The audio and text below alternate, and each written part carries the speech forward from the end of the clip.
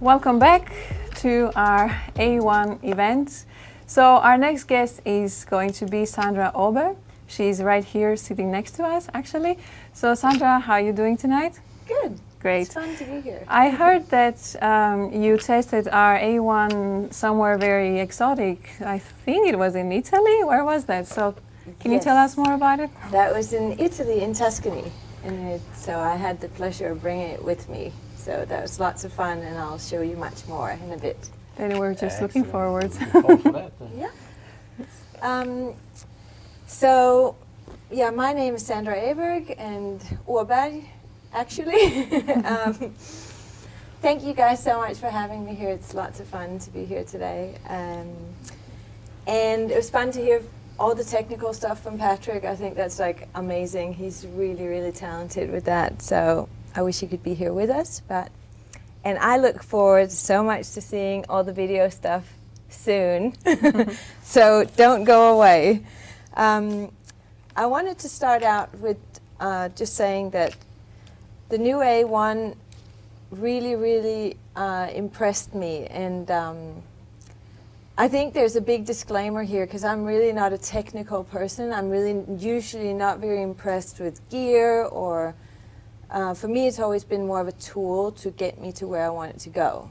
So most of the people that know me also know that I've always said this thing, like, I can shoot with anything, doesn't matter. Give me anything to shoot with and I'll shoot with it. And I have to say that that has kind of changed a bit. I think that it's been like a very eye-opening experience for me to try this new camera and to see what's possible. Makes me feel a bit like a dinosaur, but I'd like to start with looking back on the past. I also remember that when I handed the A1 to you, we didn't get it go through a camera. I just gave it to you and then you were gone. Yeah, it's like hit and run kind of situation. Yeah, and you prepared some amazing things for us, actually, so yeah. Okay, well, so I think looking back, I started photography 15 years ago now. And of course, back then it was DSLR and a very different world. I also like to shoot film still. So that's a very different way of working, really.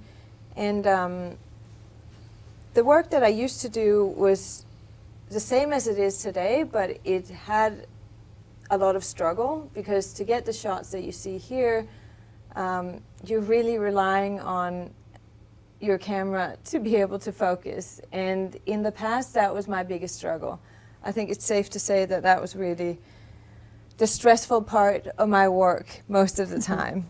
And I did come home with a lot of blurry images, but also a lot of great ones.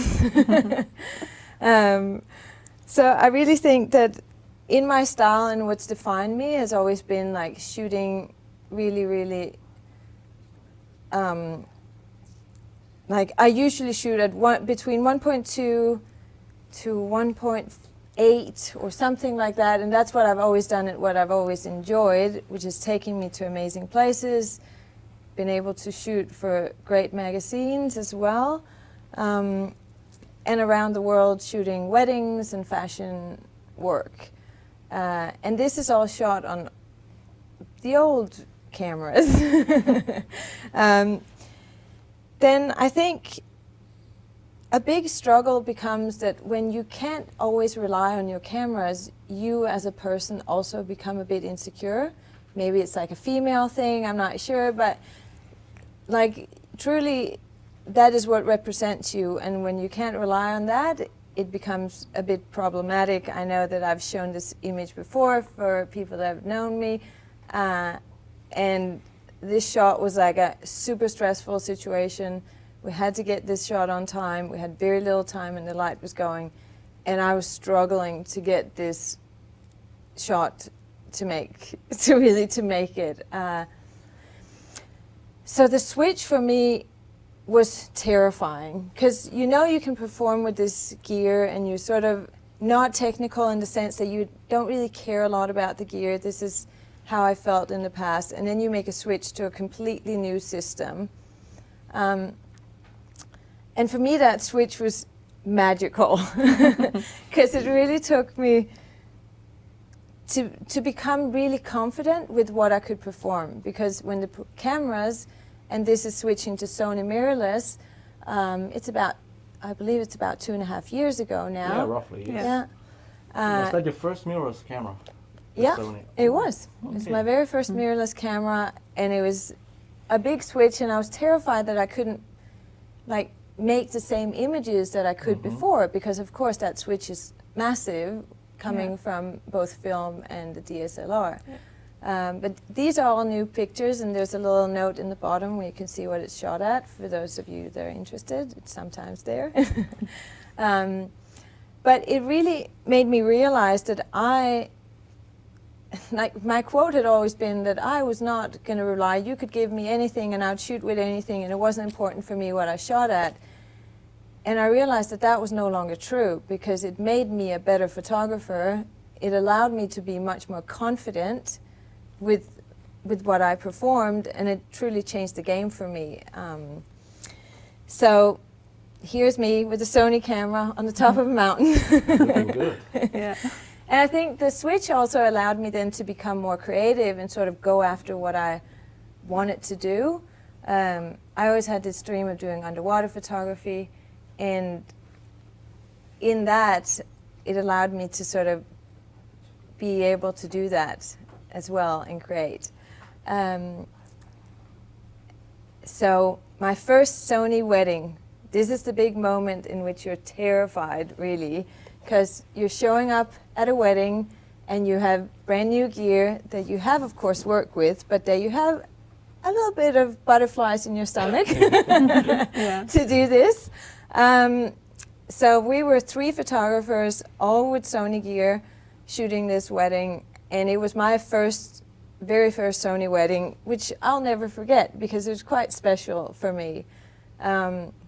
And also, like, you're wondering, can I come home with this? What about the editing? Can I make it match? You know, is it going to still be my style, or will my style completely change from changing cameras? But I really think that the cameras made that possible. Like, a switch to mirrorless cameras made it incredibly easy, even for someone not super interested in the technical part. I forced myself to read the manual, which took me 4 days because I kept falling asleep. But I think at the end of the day, the camera just performed for me and allowed me to still keep creating. And that, for me, was really what was essential, that I could create these images that I always had, now with this brand new gear, and still with my signature style. Yeah, amazing.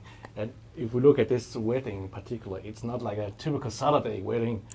No. Also, it was a bit terrifying to bring mirrorless cameras to your first biggest wedding of the year, really. Yeah.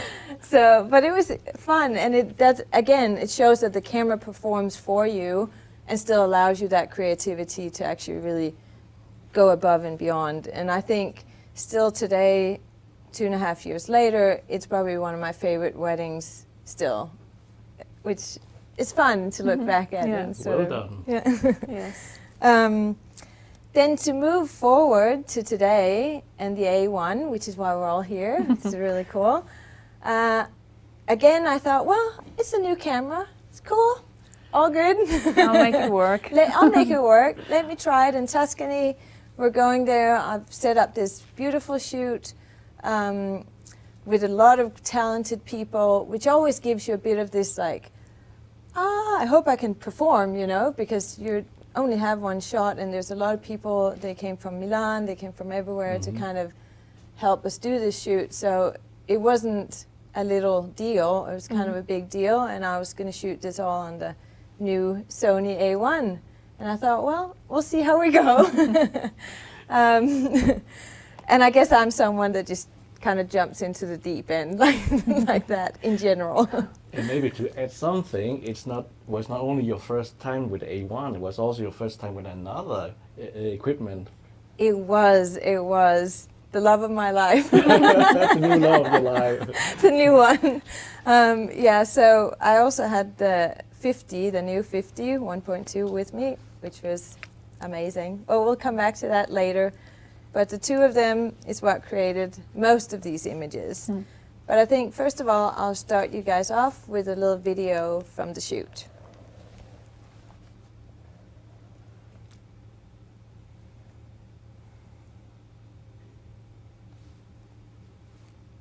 I wanted to be an honest representation of what life is like for me as a photographer. I think for a lot of photographers.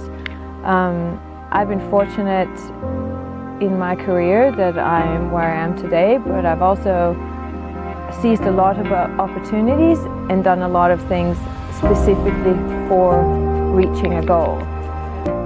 I want to take you with me to this beautiful Borgo Santo Pietro shoot in the hills of Tuscany, and you get to see the behind the scenes on working on a shoot there for the new A1.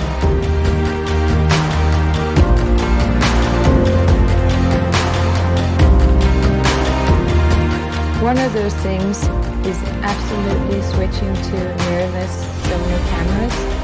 And now with the A1, it hasn't just helped me to reach my goals as a photographer, it has also enabled me to be much more creative with my work.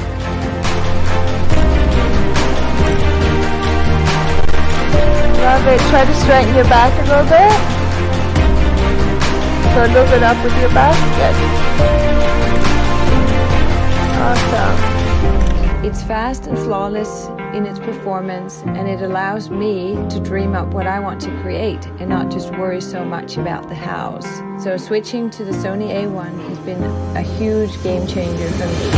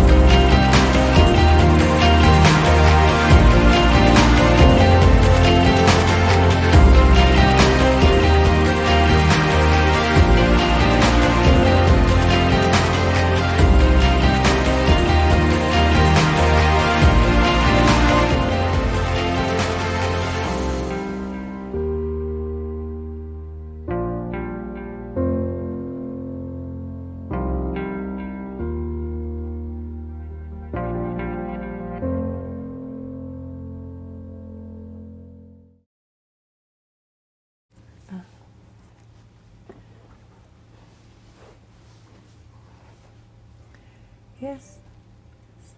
Go. Yep. So that was a nice video, Sandra.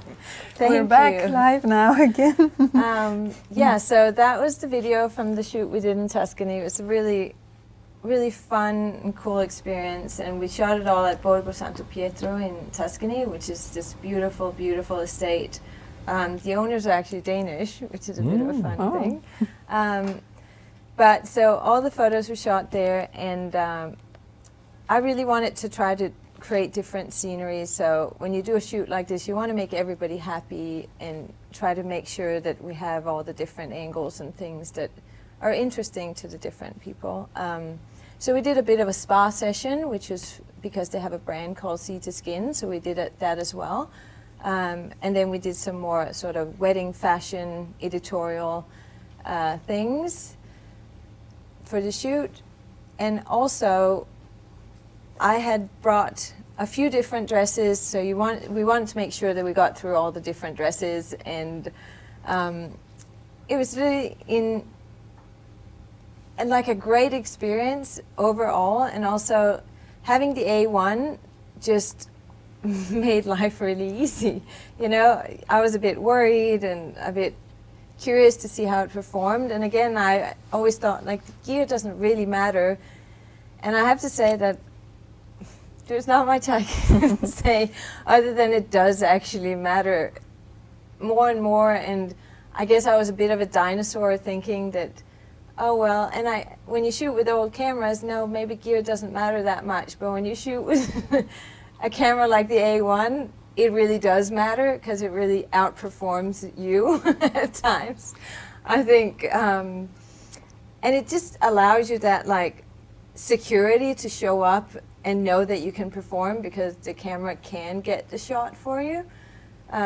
And that was really kind of fascinating for me, to say the least. Yeah, and again, I'm just showing a few photos from the session just so you guys can see it. Amazing lights. So the camera over-delivered. It over-delivered. Yes, it does. Yes. Truly does. And I like to stress it a bit and shoot backlit, like, because that's just my style. So in general, I shoot a lot of photos backlit, and a lot of it is how I like. I also like to put something a little bit in front of the lens so you get that kind of blurry haziness. And it works really well for me, and the camera can definitely handle whatever you put at it. But we'll see it a little bit later where I kind of show the different things that I thought was cool. More from like a creative kind of view than the more technical view that Patrick kind of gave you guys. So I think I explain things with feeling, and I've been told this, and sometimes this frustrates people greatly, especially my partner, but I think that's just how I, as an artist, like that's how I express myself. So that's really what I want to kind of show, but of course, like we all know the amazing capabilities. Hung told us about it earlier today, so that's not really what I want to focus on. I'd rather try to explain to you guys with like normal words why the Sony A1 is an awesome camera. Cool. On my, what I think. So this is just what I'll go through. So you guys will have a little quick preview of this. So the upgrade of it, the picture quality, a super fast camera, the autofocus, the eye tracking, and the silent. Even when it's, you know, even when it's not on silent shooting, it's really, really quiet. And then it lets me be creative. But more about that. So overall, like when I was basically given this camera as I'm like driving to Italy out the door. And the first thing that I noticed was, wow, this is really sort of more of a, you can't edit it out, more of a real camera, but it had that heavier real camera feel that I was used to from the olden days, which I really had sort of missed a bit, like that really bigger grip and a bit of a tiny bit heavier, I believe, no, but really something that to me felt like more real and back to sort of what I came from, yet with the same amazing capabilities that the Sony cameras had given me.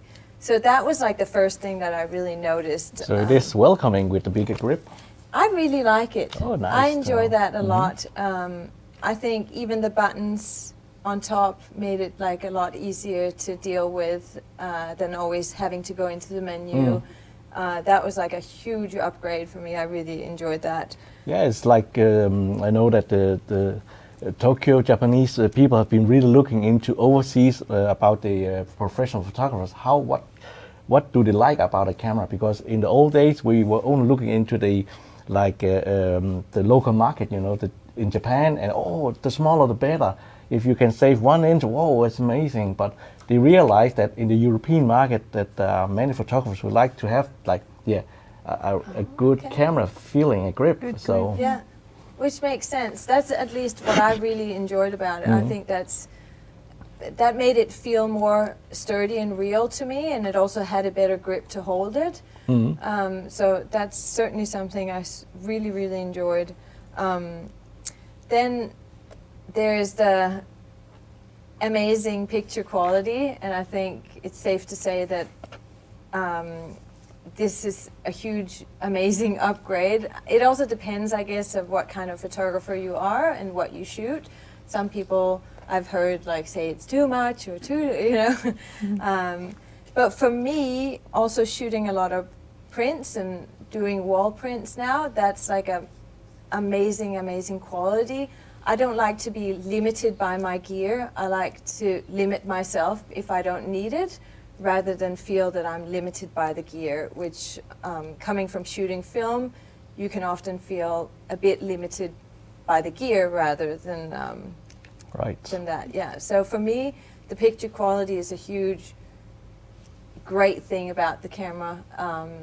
Also for doing big prints. I mean, this is a new world. There's going to be needs for bigger prints, even bigger, you know. And I think that's super, super cool that they're following the trends and sort of what's going on. And yeah, of course, it takes a bit more storage, but we're photographers, so we're used to that by now, I think. At least for me, that's not something that I would at all qualify as anything but amazing. So the next thing that I wanted to point out is the fast autofocus. And for me, that is really, really important. Again, talking about the old cameras and the dinosaurs of the age, you know, it's been really fun to kind of shoot with a camera that keeps up with you and that you don't have to worry about so much. And it has made me feel more secure as a photographer because I know I can perform.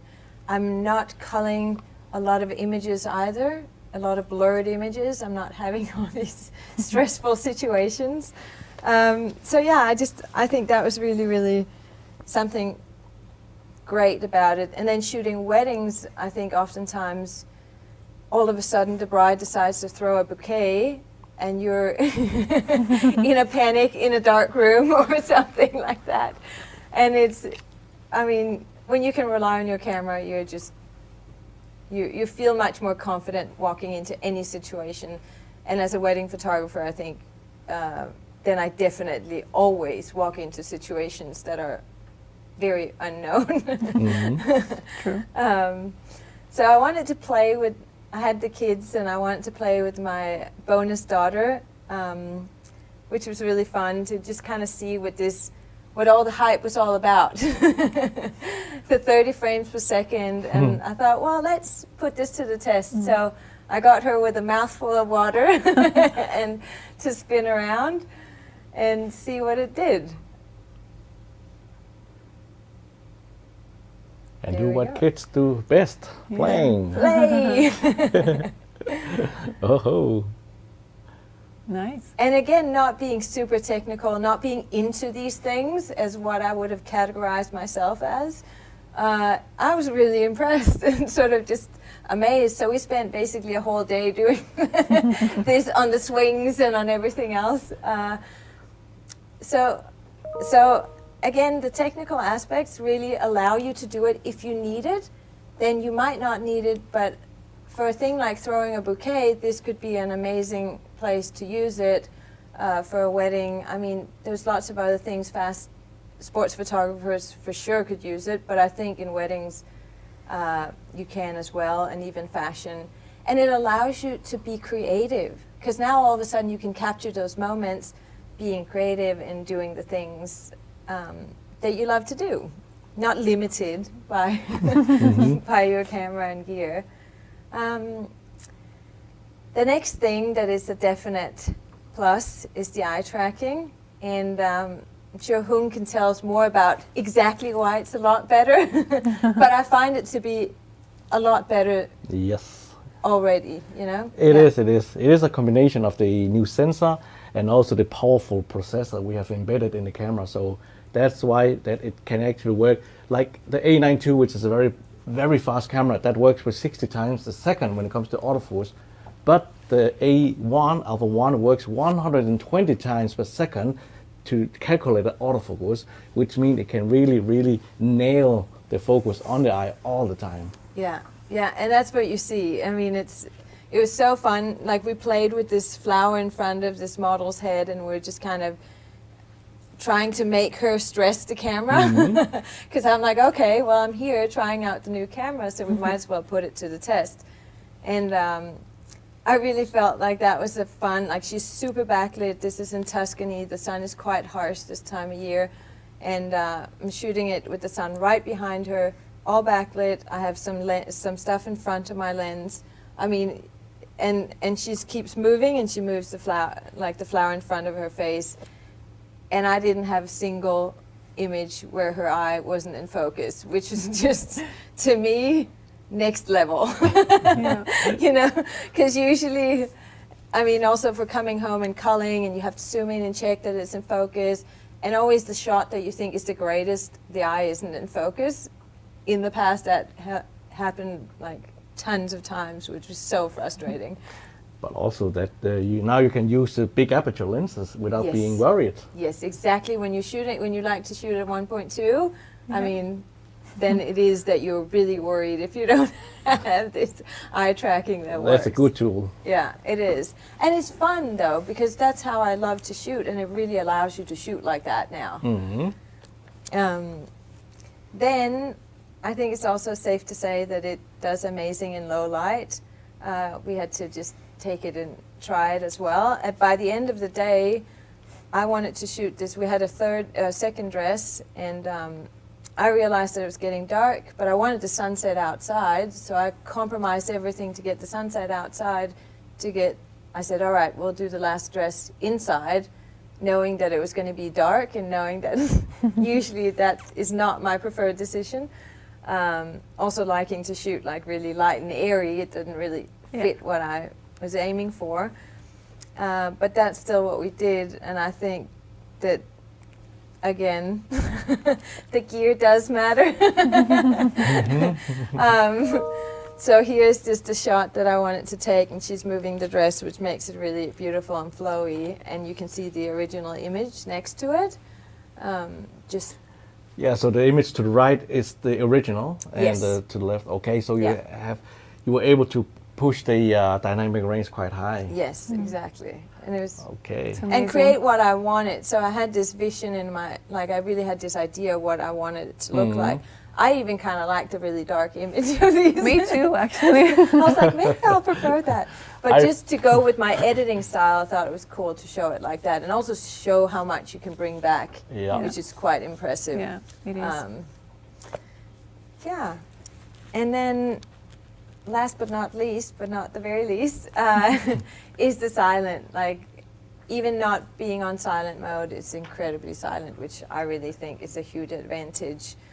For intimate moments like this, for me to not have a camera make a sound matters profoundly. I like to shoot with the cameras usually on silent, but not always. Just now with the A1, I felt like I didn't even need to, because it was so quiet in and of itself. But I think when I'm shooting, I like to connect with my subject, and when they hear the click, it kind of makes them constantly aware of them being photographed. So I prefer if it's silent and they don't hear when I'm clicking. Also, then I can make them laugh and take the photo and sort of interact with them more without them really being aware of that clicking sound that really kind of makes it more like the old days where the model would move at the click.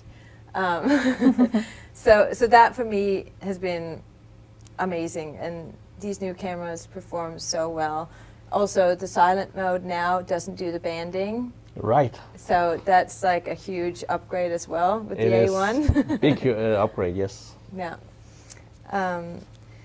So I think what I want to say, like overall with the A1, is the mirrorless cameras are all great, but the A1 I feel like has really given me that freedom to create really what I envision. So as creatives, we have these ideas and we kind of dream up our shot before we even take it, and the security of knowing that you can perform even in low light, you know, any kind of situation. If you want to blow this image up to make it a poster for Borgo Santo Pietro, we can do that, you know.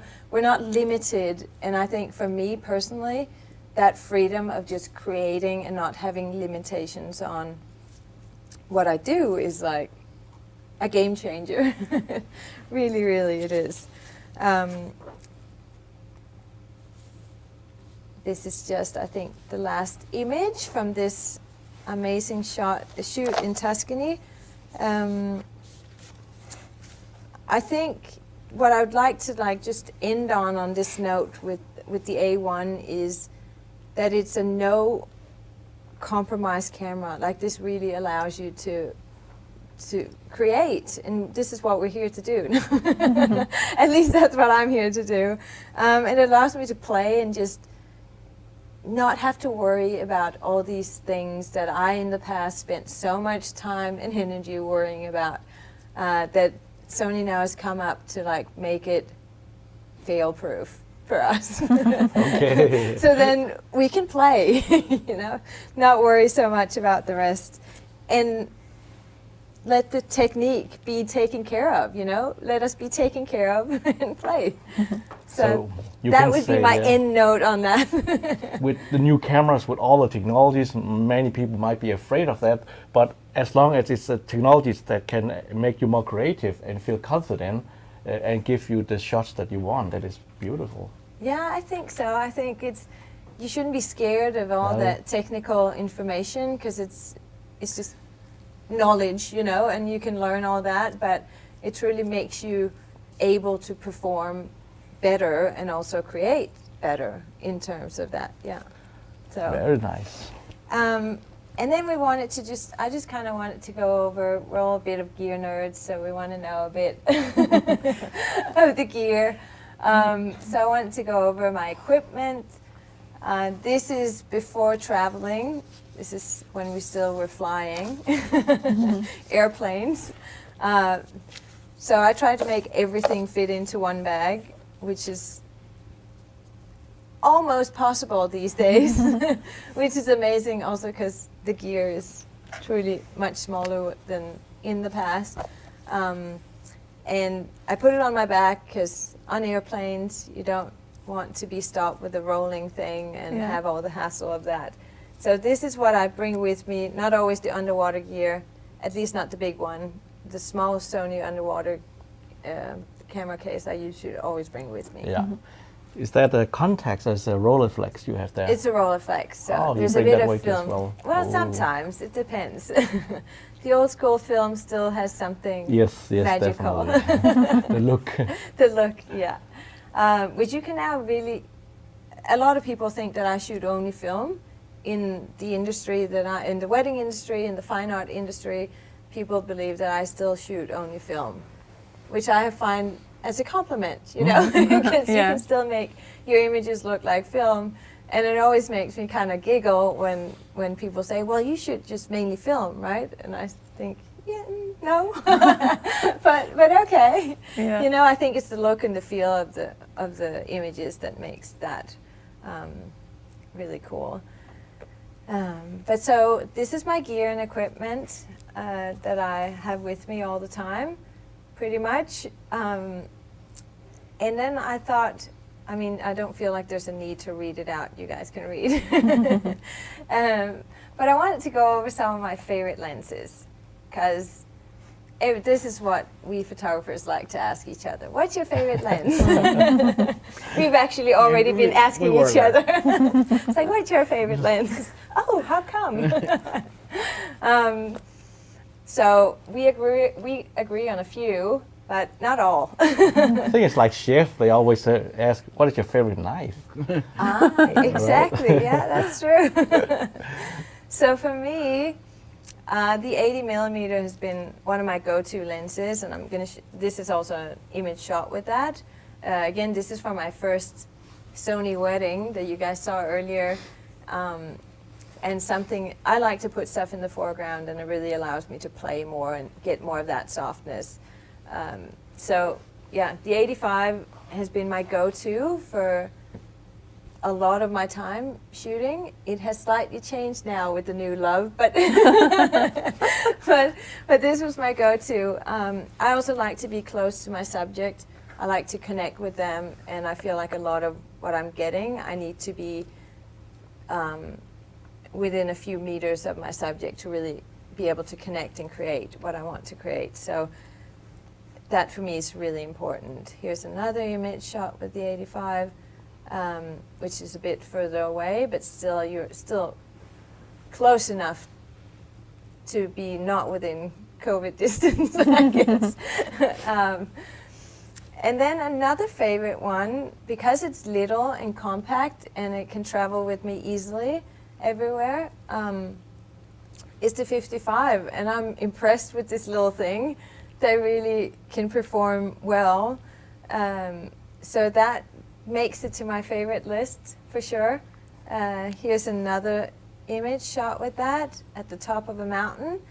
And when you're climbing mountains with couples and gears and things, you prefer small lenses, and sometimes it's nice to know that you have like a really small, great lens with you. And for that, this one definitely gets it to my top list. Then I also have the 16 to 35. I like to shoot those wide landscape photos with the subjects in it, whether it's fashion or weddings or any kind of stuff like that. And I feel it works really well at the end of the day to have something a little bit further away, because I'm always very up close and personal. I feel like you can't really get away with only that. You also need to be able to show the scenery, because I'm also usually in really beautiful places. Yeah, and you want to include that as well. to show where you are. Yeah, yeah. So the 16 to 35, I like to always have with me, and to create those kind of like scenery images of where I am. And for nature photography, which I enjoy a lot, I think it's super great lens too. Then we have an old favorite. It's mean to say. No, but the 50, the old 50 1.4, there it is. Here it is. I'm sorry, but it's no longer my favorite. But it really has great performance. I mean, it's still a great lens. I've shot a lot of photos with it. It's taken some of my favorite photos actually with the Sony setup, so I can't at all say anything bad, and it still makes it to my favorite list. And it truly is one amazing lens that I really enjoy using. And again, it's for me, it's about getting up and close, you know, but also being able to take shots like this. I think it's kind of cool that you still use that lens for that. But we're not going to dwell on that one, because now my number one lens. I think people know what it is. I think you know by now. It is the 50 1.2. I truly feel like it's made for me. I think Sony must have made a lens specifically for me. No, but this is, it's just everything that I was waiting for from Sony. It really was. And shooting at 1.2 with the A1 now, It's a dream. I mean, it's a dream. It's the dream team, really it is, to let me create these kind of images. And that's what I love to do. Like this, I could do all day long, all the time. And that's really what it allows you to do. So I think it's like the perfect match. You have the A1 and this one. I don't know if the other lenses get to come even anymore. Despite being 1.2, compared with the 50 1.4, Yeah. size-wise, it's It's a tiny bit. Where do we have the other one? Do you have it there? The other one's a tiny bit heavier. yes, Yeah. because it's a 1.2. It has a lot, but it's not. I don't think that matters at all. Like to me, it's the performance, and it outperforms this one, in my opinion. Cut. But I can actually tell you that both lenses weigh the same. They do weigh Yes, the same. 778 Really? gram.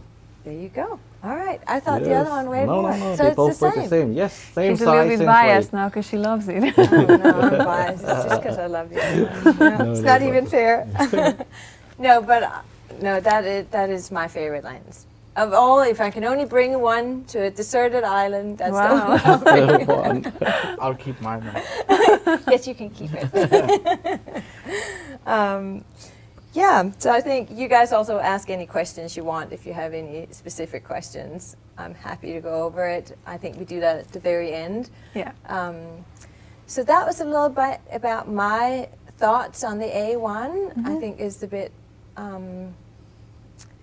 you know, I think it's important also that you get like the female feely version of these cameras, because I think a lot of males or females, it doesn't matter, but can feel a bit intimidated by the big specs and sort of numbers of cameras. And it kind of like maybe doesn't really make you feel what this is really about. At least that's was always my feeling in the past. So I wasn't really impressed with big numbers and 50 megapixels, this and that.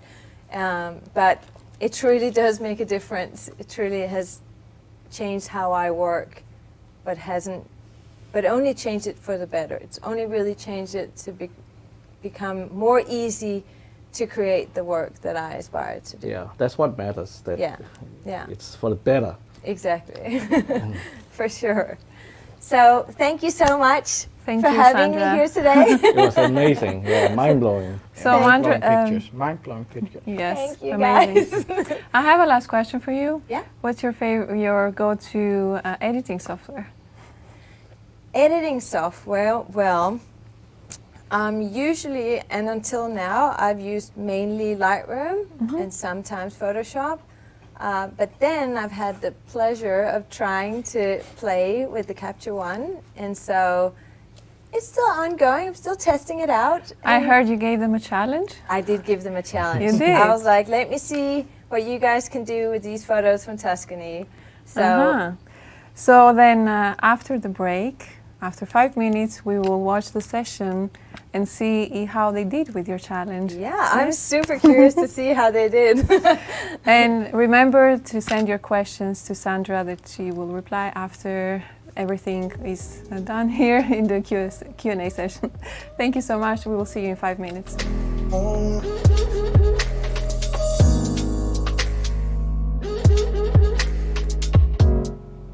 Welcome back, everyone. Now we will go and watch the session with Capture One and Sandra's RAW files.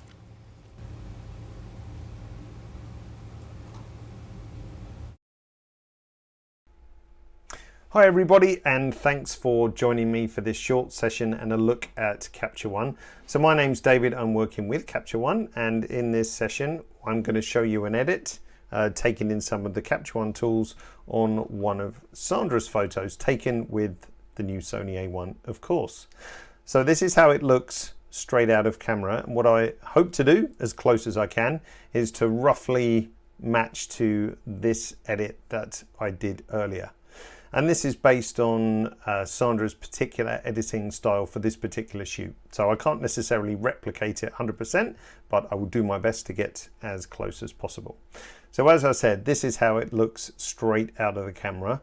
So what I'm going to do is throw in some basic edits in terms of contrast, tonal range, brightness, and then we can look to working with layers to do some skin tone work, remove a couple of blemishes, and enhance the eyes separately as well. So let's get started. All right, first of all, let's brighten up the photo so it's closer to this final look that we're going for. So I'll add in some exposure. Let's go roughly 1 stop. Add a bit more contrast as well around there.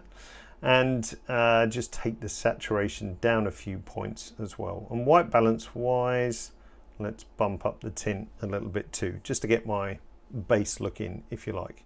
Now, because of those changes, we just need to be mindful of the highlights and shadows, and actually reduce the contrast to some extent by aligning or bringing the brightness of the highlights down and opening up the shadows a bit. So this is where the high dynamic range tool comes into play.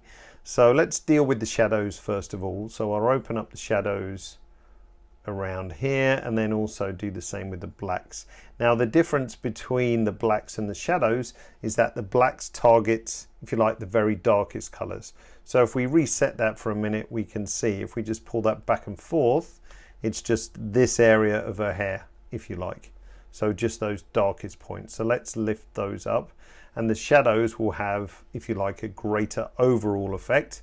If we pull this one around, you can see it's also affecting the trees in the background as well. So let's open it up a little bit to around there. Okay, now for the highlights, we want quite a nice bright fresh tone. So I'm actually going to open up the highlights a bit, but being mindful that we don't want to clip any data. And it's the same story with the highlights and the whites. The highlights deal with roughly like the top third of the histogram around here, and the whites is just the brightest parts. So I can counteract what I did with the highlights just by bringing the whites down to something like this. So you can see as I drag that back and forth, the exact effect it's having on the dress. So let's go to something like that. So keeping it nice, bright and fresh, but importantly not losing any detail. And then the final thing to do exposure wise is just a little trick with the curve. I'm going to grab the shadow end of the curve, and or try and grab the shadow end and just lift this up a little bit. So that will just soften all the contrast off further. Now you might ask, well then what's the point of adding some contrast in the contrast slider? But if we just click and hold on contrast, you can see what it's doing. It's just giving, like, you know, a bit more bite, but we've got that nice little handy trick of lifting up this curve point as well to something like that. It's probably about right. As I said, I'll try and do as much as I can to match. Now that finishes, if you like, the toning side of things. So let's see what we can do in the color tool tab. Now I've been working in the exposure tool tab. You see if I hover up here, we get an indication of the name of each tool tab. So Capture One divides up the tools into different tool tabs. All of this is highly customizable, by the way. So if you want to move the palettes around, have the tools on the right, you can pretty much create the workspace that makes sense to you.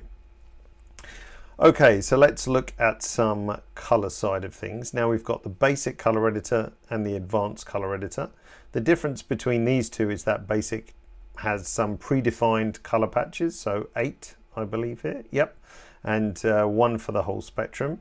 Advanced allows you to grab a picker and really dial in the exact color range that you want to have. But for this demo, we can use the basic color editor, no problem, and then we can get into the skin tone edit as well. So first of all, for the basic color editor, let's just go through the first 4 color patches, reds, oranges, yellows, greens, and so on, and just tweak them a little bit to align with Sandra's style. So for the reds, that's pretty much, I mean, the reddest part of this shot is her lips, I'm guessing. Let's just zoom in a little bit so we can see what's happening.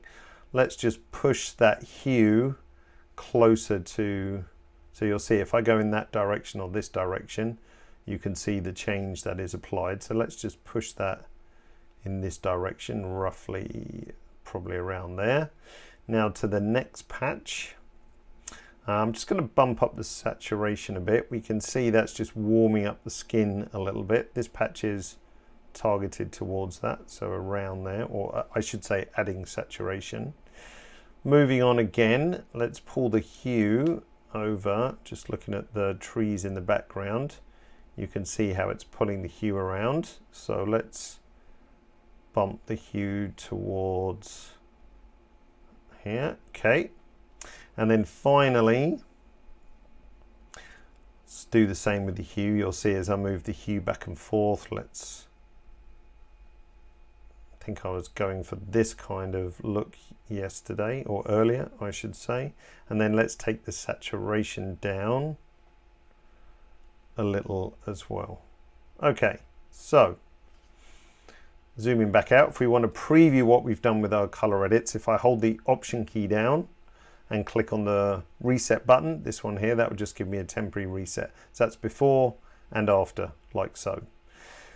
Now we're going to come back to the skin tone tool, but to finish off our color side of things, we can also use the color balance tool. Now an important difference between these two is that the color editor is designed to pick a color and tweak the appearance of it. The color balance tool is more designed for like an overall color grading creative look.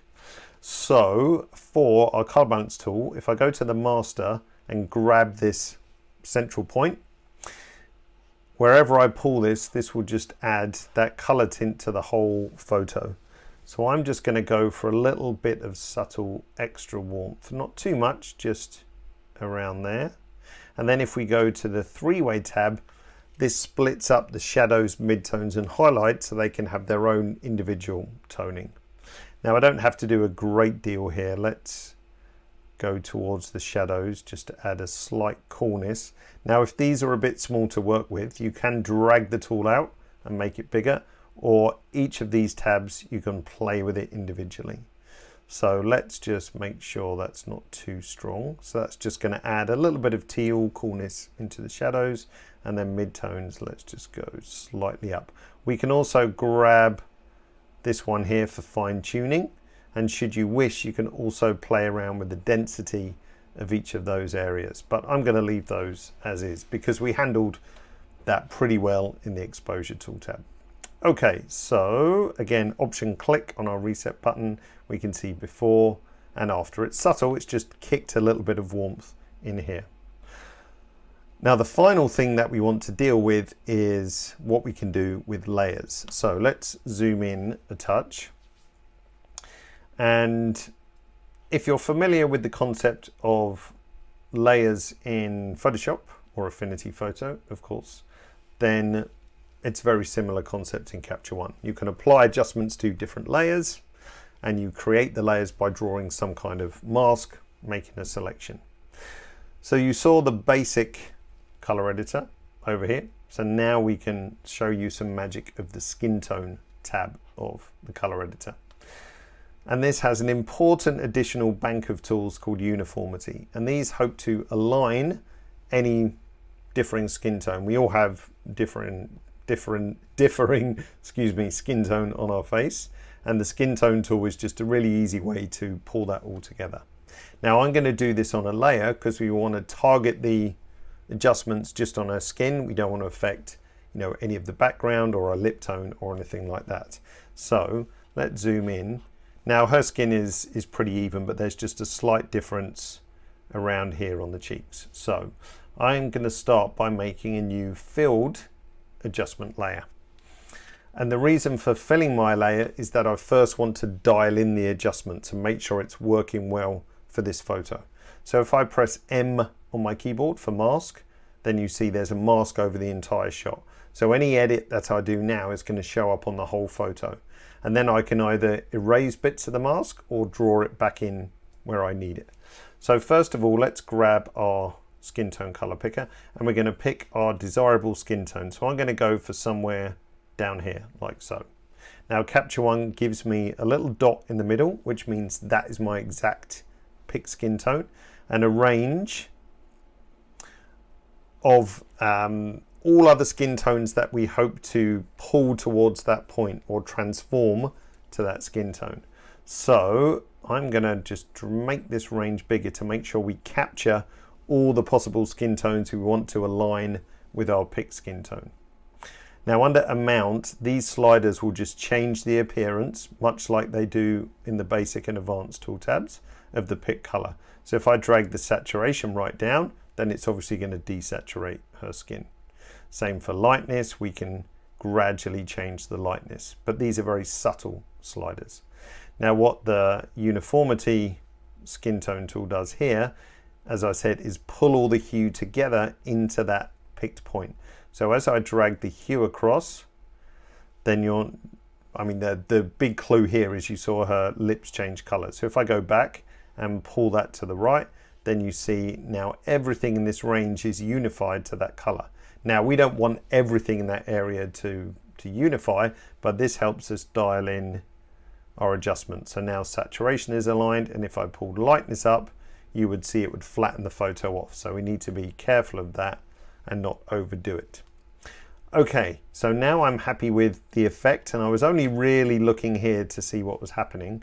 Let's turn our layer on off. So that's off and back on. So it's nicely aligned the skin tone here. Let's rename the layer so we know what it's doing.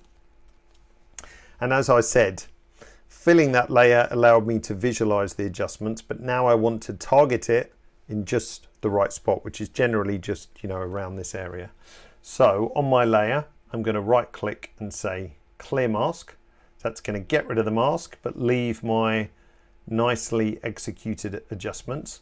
Then I can grab my brush, go onto my photo, right click to get up my brush parameters, and I'm going to make it big and nice and soft, and also have a low flow. And what this means is by having a low flow, as I brush back and forth, it will build up the adjustment slowly. So I can decide when I want to stop. So now if I just brush under here, like so, and around here, it will be happening super slowly. So you're not necessarily going to notice like a really fast change, if you like, and a bit up here. But what we can do is turn our layer on and off, and then you'll be able to see. So if I turn off skin tone, then you can see before, note the slight color shift, and then after, like so. Just brings it nicely back into line, like so. So let's stop with that there. If we've gone too far, we can always pull down the opacity as well and just blend in the previous look with our edited look. Now that process was, let's just open these up. That process was, or had a few steps. So I had to make my field layer, dial in the adjustments I wanted, and then brush in those adjustments. But that gave me the perfect end result, if you like, with plenty of finesse and the ability to stop and start and so on. Sometimes we don't need that level of finesse. And the benefit is that we've also got an accelerated way to quickly apply adjustments onto a layer via style brush. So let's show you a good example with her eyes. So I'm going to grab this style brush called Iris Enhance. As soon as I pick a style brush, it selects my brush cursor tool. Then I can go over onto my photo. Let's just go here.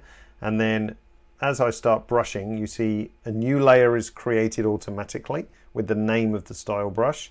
And also any parameters that are saved as part of that style brush are also loaded. So not only does it create a layer and add in some adjustments for that layer, the brush is also preset as well, which is great. So brushing in Iris Enhance adds a bit of detail, bit of contrast, bit of saturation, as you can see, like so. Now that's probably gone a bit too far. If we turn off Iris Enhance, you can see before and after. But as I said, we can easily pull down the opacity and have anything from 0 effect to 100. So I'm going to go roughly something like that. Now the final layer that I want to create is just to do a little bit of cleanup. So if I zoom into 200%, so it's just easier for you and me to see, I'm going to grab our healing brush, the little sticking plaster. No need to make a layer. As soon as I go onto the photo and start to get rid of a spot, again, an automatic layer will be created. Capture One will find the source point and get rid of the spot. So if I just do a little bit of touch up here, her skin's pretty good, so not much work required. And also you don't want to watch me doing tons and tons of spotting, so it's just going to be a few little bits. And even on the hair there's that white spot, like so. If you feel that Capture One hasn't picked the right point, you can always pick up the source point and just drop it to a better spot. Now these little arrows that we see on the screen, they will show until you move your cursor off the screen, or you can right click, yep, and turn off display arrows if they're distracting. So let's just get rid of a couple of spots there, and then that will do. So let's zoom back out, and I think hopefully we're pretty much where we wanted to be compared to the earlier edit. So if we turn on before and after, that's how we came out of camera, and that's our final edit. If we zoom into 100%, then we can see similar thing happen. You can see the difference in tonal range, brighter, lower contrast, more muted colors, and so on. Nice alignment of the skin tone, cleaned up a couple of spots. We could of course do more. Check out the dress, make sure there's no rips, tears, and fix those as well. but that looks pretty good, and you can see the difference in her eyes as well. One thing we can always do after finishing an edit is always go back through your layers, turn each one on off, make sure that you haven't gone too far, pull the opacity down, which is a great retrospective way of limiting the edit. Check our iris enhance is pretty good, and then just our few healing spots that we made as well. Nice and simple. How does it compare to the earlier edit? Let's see. Oh, that one's a little bit stronger, so that one's pretty close. So what I've got is just a bunch of different variants you can see of testing. So this one was slightly more contrastier. This one compared to this one, actually not bad. Not a bad match at all. So that one went off the rails a bit, but this one is pretty close. So there we go. I hope you found that useful, or a brief insight into Capture One and some of the things you can do. We're very pleased to have support for the Sony A1 soon after it was announced. So if you do, or you're lucky enough to have a Sony A1, download the Capture One trial, 30-day trial. You can try out all the features and functionality that you've seen on your own photos. So just grab a few of your favorites and then see what's possible in Capture One. We've got plenty of learning resources in and around the app, as you might have seen. Just hover over a point of interest and there's a short explanation, and then some of them will also link you to a short tutorial as well. There's also the Learn button up here, which will open up a portal into our Learning Hub where you can find a bunch more resources as well. So again, thanks for joining me today, and hope to see you online again in the future. Take care. Bye now.